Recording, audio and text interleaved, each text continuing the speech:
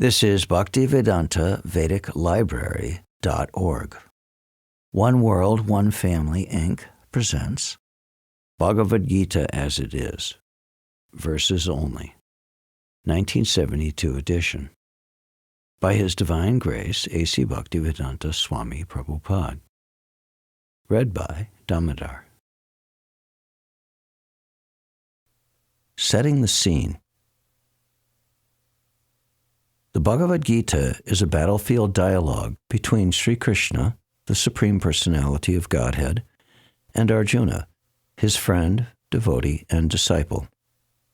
The dialogue consists of 700 verses in which the Lord brings Arjuna from the dark bewilderment of material consciousness to the stage of serene and joyful enlightenment regarding everything, literally. Krishna's purpose in coming into this world is nicely described in the 4th chapter, and there is no need to go over that here.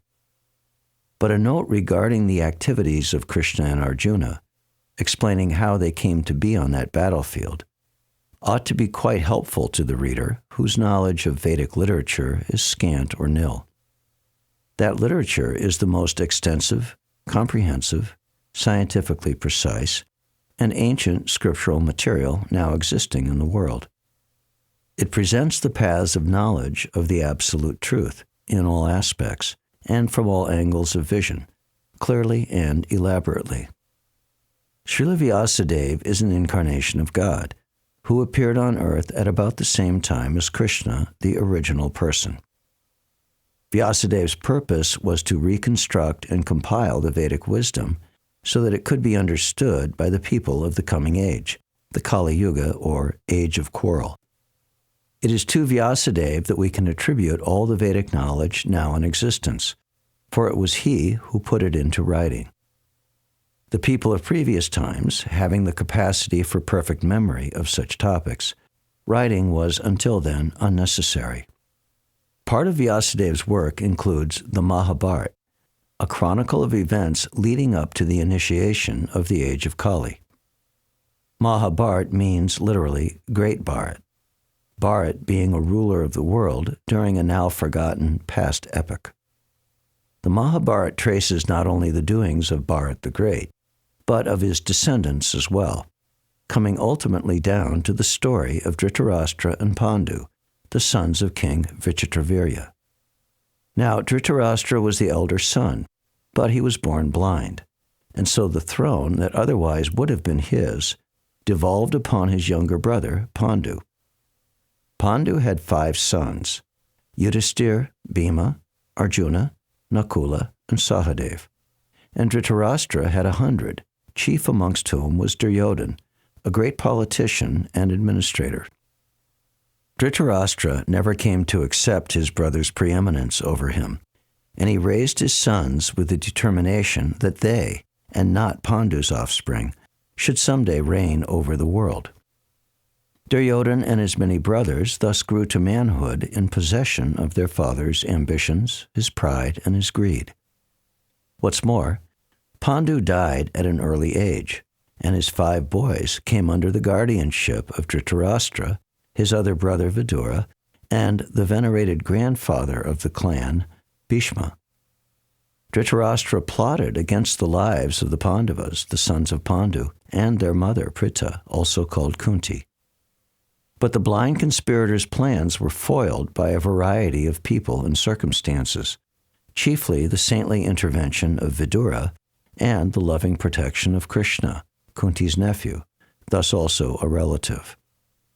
Now, the warrior politicians of that time were called Kshatriyas, and they lived by a code of chivalry, much as the warrior class of Europe did only recently. Part of the Kshatriya code forbade them to turn away from a challenge to a fight or to a gambling match. In this way, ultimately, the brilliant Duryodhana was able to cheat the 5 brothers of their kingdom, their wife Draupadi, and even their freedom, forcing them to spend 12 years hiding. When this time was up, the Pandavas returned to the court of Duryodhana and asked him to grant them some kind of administrative post. For it was also part of the Kshatriya code that a warrior might not enter into service or business, but must make his living as a ruler of some kind. The Pandavas were willing to accept a village each from their now magnificent cousin, but Duryodhana had no mercy or regard for them. He informed them that he couldn't spare so much as enough land in which to drive a needle. Thus rebuked, Arjuna and his brothers resorted to arms, and a global war of tremendous scope was initiated. Yudhisthira was the eldest of the Pandavas, and it was to place him upon the throne, or to oppose him, that great warriors from all the corners of the earth assembled. According to Vedic sources, the Battle of Kurukshetra lasted for 18 days and took the toll of millions of lives.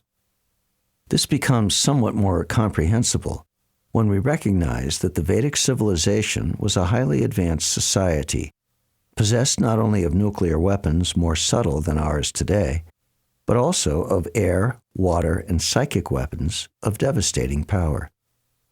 As the armies were gathering, Sri Krishna, cousin to both sides in the fight, attempted to mediate on behalf of the Pandavas, but he found Duryodhana determined to rule the world in his own way, and anxious to be done forever with these bothersome men, whose very existence challenged his right to the crown. Whereas the Pandavas, pure devotees of the Lord and men of the highest moral stature, recognized Krishna as the Supreme Personality of Godhead, Dhritarashtra's sons had no such qualifications and no such powers of recognition.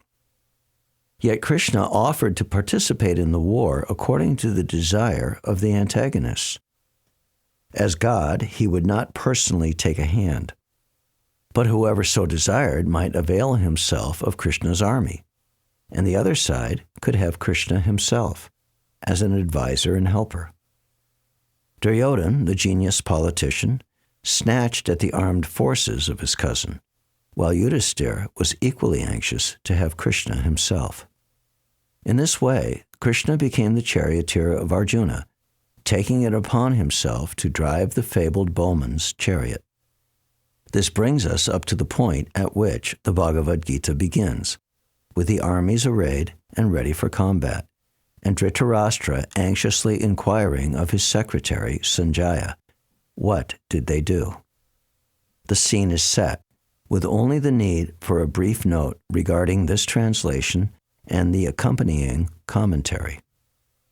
The general pattern in translating the Bhagavad Gita into English, followed by so many writers of so many such works, is to brush aside the personality of Krishna in order to make room for the translator's own concepts and philosophies. The history of the Mahabharata is taken as quaint mythology, and Krishna becomes a poetic device, an instrument for the presentation of some anonymous genius's concepts, or at best a historical minor personage.